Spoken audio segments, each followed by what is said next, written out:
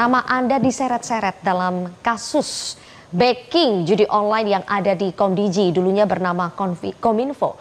Dan Mas Muni meresponsnya dengan mengatakan Anda dikhianati oleh anak buah sendiri. Pertanyaan saya, kenapa pengkhianatan ini bisa terjadi, Mas Muni? Begini, ketika saya masuk 2023, bulan Juli 2023, memang judi online sudah menjadi hal yang sangat meresahkan masyarakat. Sehingga ketika saya menjadi Menkominfo, perintah Presiden Pak Jokowi ketika itu, salah satunya adalah untuk memberantas judi online. Selain juga penyelesaian BTS, pemilu damai, dan juga banyak hal lainnya. Memang judi online sudah menjadi prioritas dalam kerja saya yang 15 bulan di Kementerian Kominfo ketika itu. Nah, ketika itu memang kondisi sangat tidak memadai karena ada 10 kemampuannya cuma men-take down 10.000 situs per hari, padahal kecepatannya begitu luar biasa. Sehingga kita membuka diri untuk merekrut banyak pihak. Nah, ada pihak yang saya anggap mampu karena memamerkan teknologinya, dia mampu men-take down 50.000 sampai 100.000 situs per hari. Nah, akhirnya dalam perjalanan waktu memang terjadi peningkatan kemampuan Kominfo dalam melakukan take down. Karena dibanding 2023 sebelum saya itu hanya 800.000 situs judul yang di take down. Sedangkan di masa 15 bulan Kementerian Komunikasi dan Informatika itu bisa 3,8 juta situs. Dari sisi itu betul ada pencapaian, tetapi memang banyak hal yang juga memang harus diperbaiki secara regulasi dan juga teknologinya, karena sumber daya manusianya jauh dari cukup untuk mengurangi kecepatan. Dari sisi kebijakan, saya sudah mengeluarkan beragam kebijakan mengenai pemberantasan judi online, misalnya penutupan net access provider dari Kamboja dan Thailand, terus VPN gratis kita tutup. Selanjutnya semua operator seluler saya himbau dan saya larang untuk memfasilitasi untuk judi online. Terus sampai satu titik ketika 6 bulan terakhir, itu tepatnya di bulan Februari Maret, saya berpikir bahwa ini persoalannya bukan sekedar di jaringan konektivitas saja, tetapi kunci dari persoalan ini adalah persoalan judi online ini adalah di sistem pembayaran. Karena itulah OJK, Bank Indonesia, dan juga PPATK harus bersatu baru dalam kasus ini. Tapi pertanyaan saya, kenapa sampai pengkhianatan ini bisa terjadi oleh anak buah yang Anda rekrut, Mas Muni? Dan kenapa pengkhianatan ini tidak disadari ketika Anda masih menjadi Menkominfo? Justru itu, memang dari 11 orang yang anggota Komdiji sekarang, itu sebagian besar sudah saya curigai, bahkan sebagian besar beberapa orang itu sudah saya pindah sebagai ketua tim takedown. Nah, saya merekrut 10 orang baru. Jadi yang lain nggak ada masalah, cuma 1 orang ini aja. Saya nggak tahu siapa yang menggalang siapa yang mempengaruhi siapa, sehingga Komdiji atau pegawai Komdiji ini bisa terseret dalam pusaran kasus ini. Begitu loh.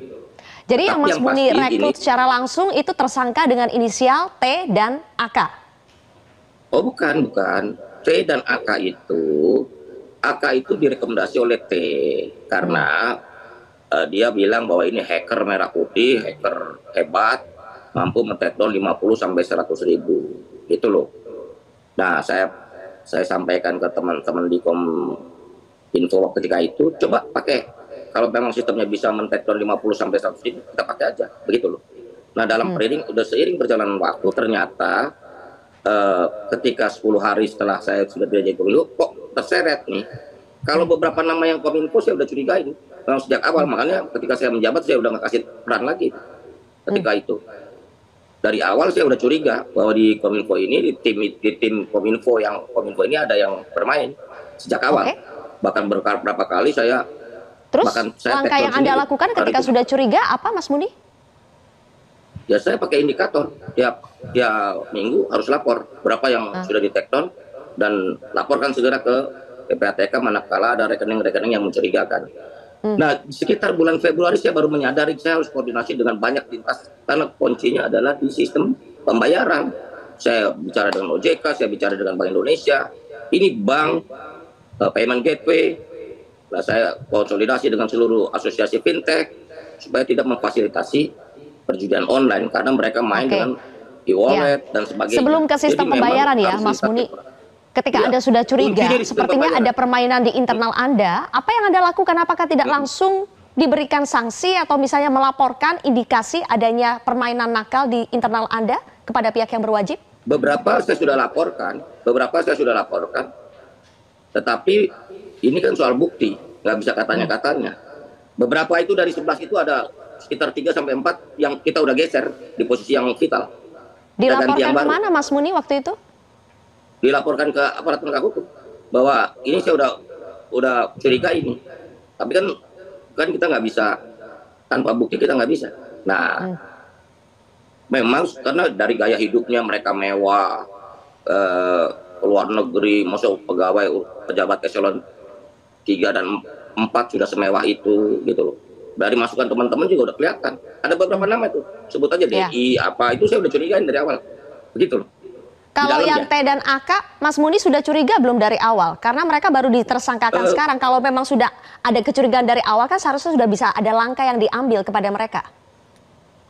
Begini, itu nanti biar aparat penegak hukum yang yang mengurai sejak kapan mereka bermain mengamankan situs judi online. Karena buat saya itu jadi penting ketika sejak kapan mereka bermain. Tapi yang jelas ketika Mas Muni masih menjabat sudah ada kecurigaan, sudah ada yang bermain di situ. Di dalam itu sejak awal sudah ada yang bermain. Sehingga bahkan saya pernah Sabtu Minggu saya datang ke kantor Kominfo khusus untuk minta take down ini 30.000 situs, 50.000 situs. Karena saya sudah curiga ada yang main, begitu. Bahkan pernah ada satu kesempatan saya tutup, saya gembok itu, saya setrap di lapangan, saya bilang kalian ini ada yang main nih. Saya dapat laporan, saya bilang gitu. Oke. Dan Anda spesifik melaporkan itu ke penegak hukum ya? Penegak hukum di kepolisian, kejaksaan atau bagaimana Mas Muni? Yang pasti kita berkomunikasi. Di tempat saya ini saya curiga ada yang bermain. Begitu loh. Ya. Cuman terus tadi Mas Muni mengatakan Anda melaporkan ke penegak hukum. Ke penegak hukum yang mana? Ya, gini loh, ya aparat penegak hukum lah. Antara dua kan, 1-2 lah gitu loh. Karena kan saya nggak, kalau nanti di persidangan atau di ranah hukum saya akan jelaskan. Yang penting saya udah komunikasikan. Ini saya curiga sama tim di Kominfo yang ada, begitu loh. Oke, sudah saya sempat melaporkan ya? Nggak bisa kalau. Oke, laporannya ini hanya sekedar komunikasi dengan penegak hukum atau sampai membuat laporan? Komunikasi, termasuk kita kebijakan kita adalah merotasi semua. Itu nggak boleh 3 bulan. Ibaratnya tim take down, tim verifikasi kita putar terus. Supaya mereka nggak terkontaminasi. Itu waktu zaman saya begitu, saya putar-putar, rotasi terus. Oke, berarti laporannya hanya sekedar komunikasi, belum berbentuk LP ya? Belum. Karena bukan apa-apa. Ketika saya kan ukurannya begini, saya selalu komunikasi dengan PPATK, turun nggak apa yang kita lakukan dalam pencegahan ini, ada angka yang turun nggak secara signifikan. Kalau menurut PPATK kepada saya, ketua PPATK kepada saya, dia bilang tahun 2023 itu 327 triliun. Kalau tahun 2024 itu kita biarkan, kita nggak keras, itu bisa sampai 900 triliun potensinya, 3 kali lipat. Jadi kalau sekarang menurut laporan PPATK pertengahan kuartal 2 ini sudah 200, menurut saya ada penurunan dari semua dari potensi yang ada gitu. Tetapi saya balik lagi begini, bahwa ini judi online ini bukan sekedar Kementerian Komunikasi dan Informatika, karena tugas kita ini pencegahan. Nah, pencegahan menurut saya cuma bisa di ruang digital aja kita amankan. Tetapi yang paling substansif dan paling penting adalah bagaimana menekan melalui sistem pembayarannya, dalam hal ini OJK dan Bank Indonesia. Baik. Gitu loh. Sekarang terkait dengan rencana, ada yang meminta, masyarakat juga meminta supaya Anda juga turut memberikan keterangan kepada penyidik terkait dengan 11 tersangka yang sudah ditetapkan ini. Mas Muni, apakah Anda siap sebetulnya untuk diperiksa oleh penyidik? Saya siap diperiksa dan memberi keterangan kepada para penyidik. Saya jelaskan apa adanya. Seluruh data-data selama saya menjabat sebagai Menteri Komunikasi dan Informatika 17 Juli 2023 hingga 20 Oktober 2024 saya akan jelaskan semua. Begitu loh, apa yang saya lakukan. Karena kan di dalam organisasi juga ada rentang struktural, di mana ini adalah ibaratnya begini, dari Menteri, Direktorat Jenderal, Direktur, ketua tim dan anggota. Berarti itu ada 4-5 layer di bawah saya. Begitu loh. Oke. Ini Dan sejauh saya ini sih apakah sudah ada begini, kalau dari kalau saya menyimpulkannya begini, ini sama kayak kasus korupsi SDM yang eselon 3 semua itu. Yang nggak ada sangkut pautnya dengan eselon 2, eselon 1 bahkan.